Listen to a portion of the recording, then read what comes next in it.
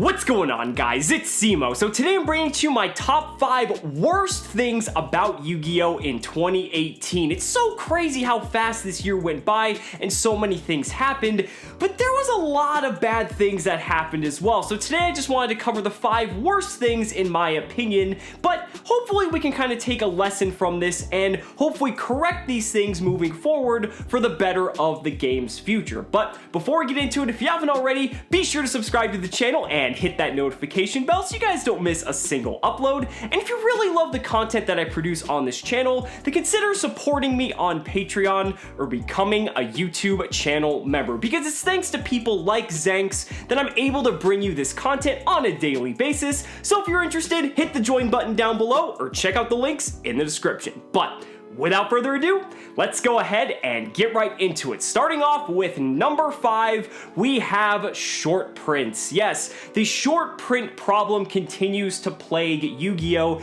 And I feel like it's progressively getting worse. Now, every time we seem to get a new set, we can get as hyped and as excited about it as we want, but I feel that it's so bad to the point where we're actually conditioned to think to ourselves, well, yeah, this set's all well and good, but they're just gonna short print the best cards anyway. And then what happens is, a few weeks later, once the shops get their big supply of all the boxes, they start cracking them open because they're going to be selling them, and then we start getting the ratios revealed, and turns out it's a self-fulfilling prophecy and the cards get short printed. This is what kind of takes away from sets being so amazing. I mean, Dual Power is one of the best sets we're looking forward to in 2019, and even though this set has some of the most amazing reprints we've ever seen in this game's history, we all know they're just gonna short print them into oblivion. But the thing is, it does not have to be with this way. Konami can just completely correct this problem, make it so that everything has a fair distribution rate, so that you're gonna have a fair chance to get any one of the secret rares, ultra rares,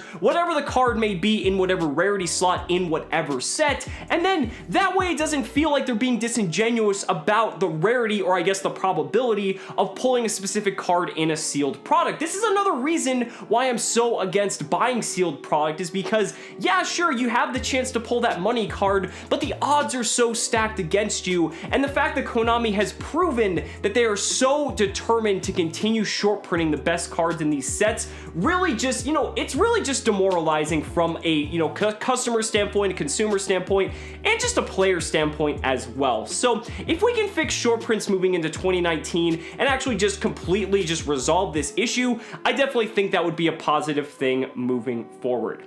But that is going to bring us on though to number 4. And number 4 is something that isn't really kind of relegated specifically to 2018, but I think it's something that's very problematic that we do need to discuss.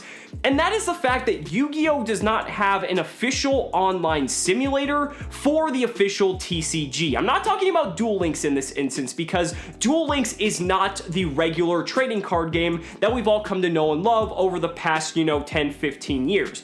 This is something that really needs to be addressed, and I think the fact that we still do not have one is very worrisome. If you look at all of the top card games at the current moment, Magic the Gathering, Pokemon, I know Hearthstone is completely online, but that's kind of one of the titans at the moment. All of these games have an online simulator. Magic Online just came out this year, and it is one of the best simulators for playing Magic that's available on the market. Pokemon's online simulator has been out forever, and it's just as incredible as it was when it first launched. Yu-Gi-Oh! Does not have anything like this. The players are pretty much stuck using third-party software like Dueling Book, like YGO Pro, or anything else like that, or you can play Duel Links. And I think what frustrates me the most about this is that Duel Links proves that they have the software capabilities to make a fully fledged version of the Yu-Gi-Oh! Trading card game. They're just not doing it. But the question is, why? It's literally free money, because if you see how much money people are dumping into Duel Links, why could you not correlate that with how much people would dump into a fully fledged version of the Yu-Gi-Oh! Trading card game? If they made it even half as good as something like Magic Arena or as Hearthstone, they would be rolling in money, and I think a lot of us, myself included, would happily pay for that, because yeah, Dueling Book is fine, but having it just actually be on a dedicated first-party software that actually works, I think would be a really good thing, not only for new players or casual players wanting to get more into the game, but for the hardcore competitive players who really want to grind out. I would stream that game so much that it would just be insane, and I think a lot of my other colleagues would do that as well. So again, this isn't something that's specifically out of 2018, but I think the fact that we do not have this simulator yet is very worrying, and I really hope moving forward that is something we might see in the future. Who knows? I'm a bit of an optimist, but I think that could be only upside for this game's future. Now that's going to bring us on though to number 3, and for number 3 we have one of the most controversial decisions that ever happened this year, the new end of match procedures. Oh man, just calling this controversial is an understatement because the player base was fucking pissed, dude. I mean, this was just completely out of nowhere. Now, I will preface this by saying the one silver lining of the new end of match procedures is that, yeah, we get to end tournaments on time, or I guess we get to get out of them a little bit quicker than we were previously, and the duration of tournaments previous to that was a little bit outrageous. But at what cost is that coming to? You know, you have to think of how much you have to relinquish the player experience, the gameplay experience, and all these other different things just because, you know, they're penny pinching and they want to be able to get out on time so they don't incur additional charges for hosting these large scale events. These rules, you know, it's really just demoralizing watching the biggest, you know, YCS events or anything that gets streamed, or you might have even witnessed at a regional or your locals that someone's really getting into the finals and it's just a very, very tough match and they just lose because their life points are lower than their opponents when time gets called in the round. And yeah, I know we've adapted to this now, but when you still have stuff like Aqua Dolphin that's able to deal damage in the main phase and Licorice Pass and Trickstar and all these other gimmicky ways that you can deal damage that are built into specific archetypes, it kind of just feels bad, you know? Like, the player winning doesn't really feel good about it, the player losing definitely doesn't feel good about it, and it just kind of ruins the whole gameplay experience. It's really just depressing watching the finals of a YCS literally be won because of an Aqua Dolphin or because of a Licorice Pass. Like, how is that exciting? How does that get people really interested in playing this game when they see that's how someone ends up winning? I don't know. Maybe I'm part of the minority here. I know I've gotten used to the rules myself now that time has passed, but I definitely think there's some middle ground here. Like, it doesn't have to be the old way of like 5 turns, but having this new way where it just immediately ends is not good for the gameplay experience whatsoever, and I really hope that Konami does possibly reevaluate this moving forward into the future. Maybe it just goes to 3 turns. Hell, maybe your opponent actually gets a turn. I don't know, but I definitely think there's a better solution than what we have currently.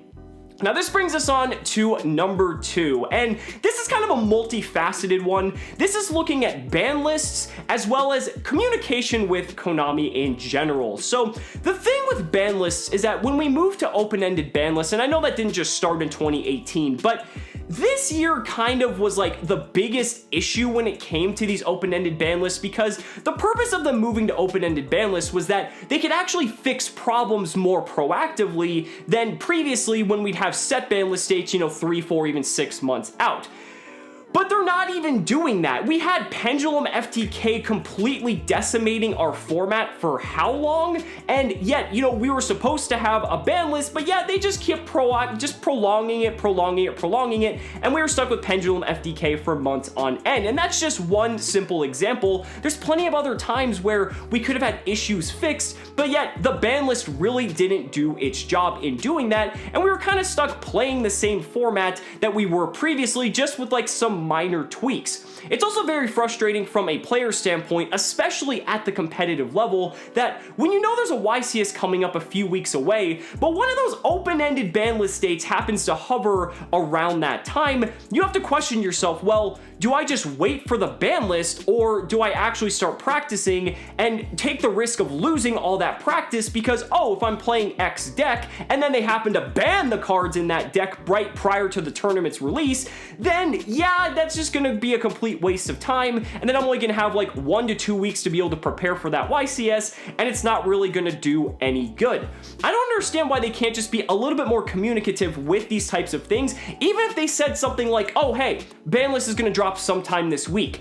At least we know, like, yeah, no sooner than X date is fine, but when you say no sooner than X date and then it's like 3 or 4 weeks after that date, that isn't exactly communicative. I mean, it really doesn't take a lot to have a community manager to be able to communicate not only with us as, you know, content creators, but with all of you guys. Do you guys remember when Firewall Dragon was so problematic right before it got banned on this last list that every single time Yu-Gi-Oh! TCG's Facebook posted anything, every single comment on there said ban Firewall Dragon? That's how frustrated the player base is because they don't feel like they're being heard. And I feel like this is something that's very solvable just by having a community manager or just by opening the doors a little bit and extending that olive branch of communication so that way we can actually understand what's happening, so we're more informed, so we're more up to date with what's going on rather than being left in the dark. So like I said, kind of a two-faceted issue with the ban list and kind of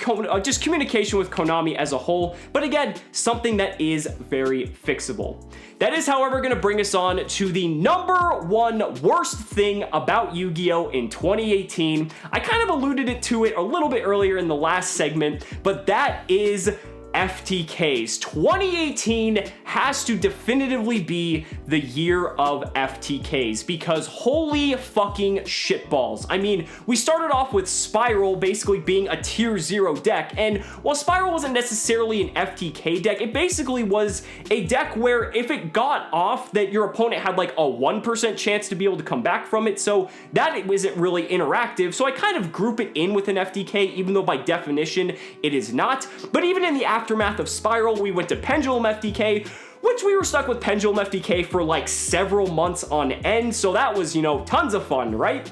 Even after that though, Goki rose from the ashes after Pendulum FTK got hit, and Goki fully extra linking your opponent or just gumblering your opponent for 6, again, kind of falls in that FTK mentality because even though, again, it's not killing them on the first turn, if you're starting your turn in a game with 0 cards in hand, that's not really playing Yu-Gi-Oh, right? That's pretty much just completely counterintuitive to actually what a card game or a game in general really is, and it's not really fun for the players to pretty much engage in that type of experience. And then we got to Danger Dark World FTK, you know, Gem Knight FTK's still been around. I could just keep going on and on and on about all the different types of FTKs, but the thing is, it didn't used to be that way. Only a few years ago, you know, we had Duelist Alliance format. There weren't these FTKs running rampant. There's actually back and forth and interaction between you and your opponent. I think that's what people love the most about Yu-Gi-Oh! And I'm not opposed to, you know, a game ending in a few turns. You know, that's one of the best parts about Yu-Gi-Oh! Is that you could literally die at any moment. But I think when there's so many FTKs and they're just running rampant and nothing's being done to put them in check, this was probably one of the worst years for competitive Yu-Gi-Oh! Because it really wasn't that fun for a lot of people to play it. I mean, the fact that these FTKs were just so problematic, they were so oppressive, and literally your deck building basically had to go with the fundamental mindset of, well, if there's gonna be FTKs, or if I'm playing an X event with this FTK, I have to basically prepare for it, otherwise I'm just gonna automatically lose to that matchup.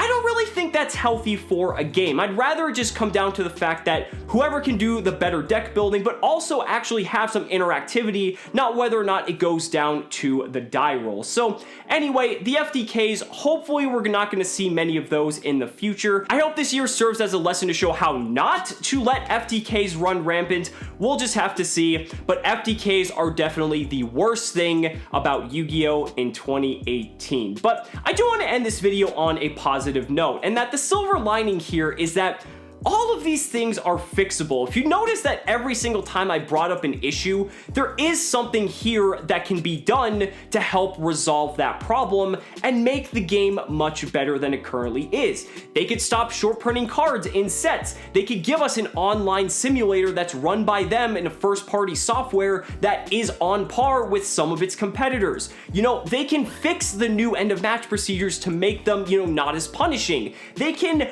give us more communication when it comes to the ban list or the game in general, and they can be more proactive when FDKs are running rampant in the format so that people have a better experience. I don't think it takes a lot of work to really make these things better, and that's why I wanted to bring up these 5 issues, because yes, while they were the worst part of 2018, if they can be adjusted and solved, it can make Yu-Gi-Oh! In 2019 some of the best Yu-Gi-Oh! We've ever seen. But guys, those are just my thoughts. Let me know down in the comments what you guys think were the worst parts about Yu-Gi-Oh! In 2018. I'd really love to hear your thoughts. So guys, thank you so much for watching the video. Be sure to like the video as always. Subscribe to the channel for more amazing Yu-Gi-Oh! Content. And if you really liked this video, then consider supporting me on Patreon or becoming a YouTube channel member. Because just by showing your support in any way that you can, you're investing in my ability to continue bringing you amazing Yu-Gi-Oh! Content. So thanks so much again,